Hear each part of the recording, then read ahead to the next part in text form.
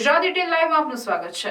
ડભોઈ તાલુકાના સાઠોદ નજીકથી પસાર થતી છત્રાલ માઇનોર કેનાલ ઓવરફ્લો થતા 4 વીઘામાં વાવેલા ઘઉંના પાકને મોટા પાયે નુકસાન થવાની ભીતિ ખેડૂતના ખેતરમાં પાણી ફરી વળતા ખેડૂત રજૂઆત કરવા નર્મદા નિગમ ઓફિસ પહોંચ્યો, પણ કોઈ અધિકારી ન મળતા ખેડૂતમાં રોષ જોવા મળ્યો। પાકની નુકસાનીનું વળતર કોણ આપશે જેવા પ્રશ્નો ઊભા થયા।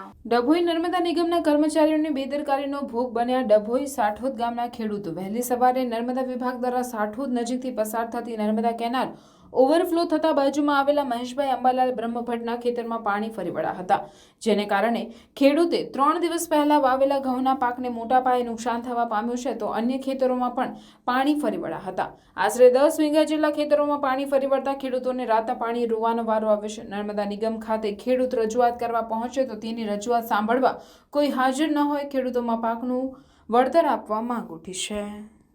અમારે ખેતરમાં પાણી ઘૂસી ગયું છે, કેનાલ છલકાઈ ગઈ છે અને આ લોકોની બેદરકારીને કારણે થયેલું છે। અહીં ઓફિસમાં હું 10 વાગ્યાનો આવીને બેઠો છું, કોઈ જવાબ આપનારી છે નહીં અને કોઈ કર્મચારી હાજર નહોતા, અમને આવી રહ્યા છે। હજુ એમનો 10:15નો ટાઈમ છે આવવાનો અને કોઈ જવાબદાર વ્યક્તિ નથી। ગોવિંદભાઈ છે, રાઠવા સાહેબ કરીને છે, એમને ફોન કર્યો ત્યારે તો કે અમે રથમાં ફરીએ છીએ કે